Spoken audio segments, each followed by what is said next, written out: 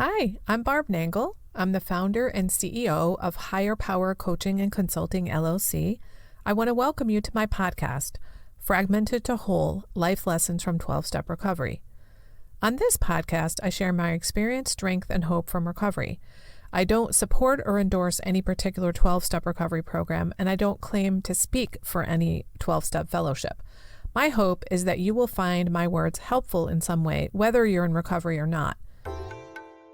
This is episode 123, Why Asking Constructive Questions Instead of Destructive Questions Improves Your Life.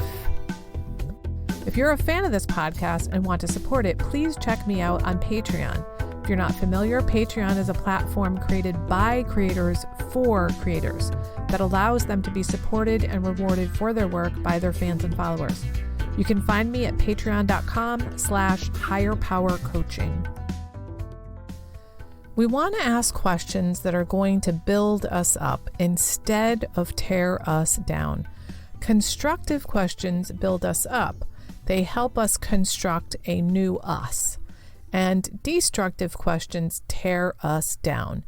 They destroy us, or at least they don't lead to self-development. Another way to say this is ask a shitty question and get a shitty answer.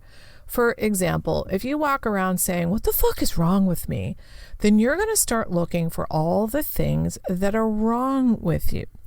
But instead, if you ask, "Why am I so awesome?"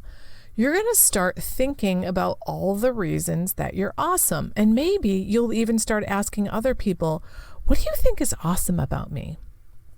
Now, this is coming up for me at this particular time because I've always heard people in recovery and clients from my coaching business say, "What the fuck is wrong with me?" But it seems like it's taken an uptick lately. Like I'm hearing it a lot more lately. And it really breaks my heart to hear all of these lovely people who have absolutely no idea how lovely they are blame themselves for things and constantly looking for evidence of why they are such a piece of shit.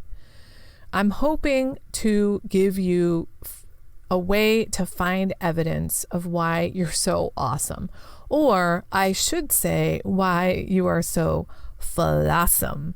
And if you haven't heard that one before, I have a whole episode on what it means to be flawsome, but essentially it's about the fact that you are both flawed and awesome. They are not mutually exclusive terms.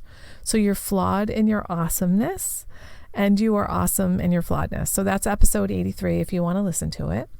Now back to the question, what the fuck is wrong with me? For those of us in recovery, what's wrong with you is you're an addict, or maybe you're a codependent, or a gambler, or an overeater, or a debtor, or whatever. It's not a moral failing. You have a problem over which you are powerless. So stop asking questions that are going to give you shitty answers and make you look for things that are wrong with you. You are a child of God. You were born on purpose. Whether you believe it or not doesn't matter. It's the truth. Now, I want to give you some pointers for learning how to ask constructive questions that will lead to something good that can actually help you construct a better life, rather than destructive questions which will destroy your life. If you've been beating the shit out of yourself for years, here's my question. How's that working for you? It's not, is it? Beating yourself up ends up with you being battered and bruised. It does not lead to self-improvement, because if it would have, it would have done. If it did, it would have already. So stop it. Stop asking what the fuck is wrong with me, or why am I so stupid? These types of questions are demoralizing. They beat us down. So here are some examples of constructive questions you might ask instead. What will I do next time? This will help you think through the situation you just went through to pull out the lessons from it. You'll come to see what you learned from it and then how you can implement that learning in the future. But if you're saying, what the fuck is the matter with me? You're on the lookout for errors. And you know what they say, seek and ye shall find. So if you're looking for constructive things, you'll find them, just like looking for destructive things causes you to find them. If you're asking yourself, how could I be so stupid? A more constructive way to come at it would be with curiosity. I wonder what was going on there. What do I make of my behavior in that situation? A huge benefit of recovery is that we learn to really see ourselves with much more clarity than we ever did before. I'm reminded of a podcast I heard one time, a speaker say, I'm the piece of shit that the universe revolves around. And I laughed so hard because I totally get that, because I'm arrogant as the day is long. But at the same time, I've treated myself like such shit. So on some level, I think I'm like the worst piece of shit. On the other level, I think the universe revolves around me.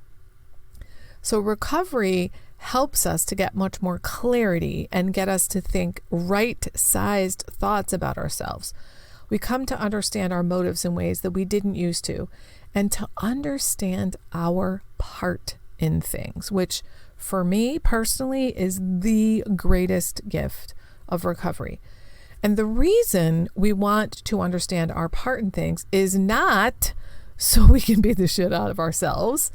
It's so we can stop doing those things that are not serving us, that are harming us and or harming other people. If you keep doing something over and over again that you don't like, and you keep saying to yourself, oh my God, why am I so stupid? I can't believe I'm so stupid. Why the fuck did I do that? Instead, let's get curious. It's much more constructive to look at situations with curiosity and think things like, what am I getting out of this situation? Why might I be doing that? What's the payoff here? Or my two favorite questions that always help me make decisions about what's healthy for me or where and when to set a boundary are, what are my motives? And is this serving me?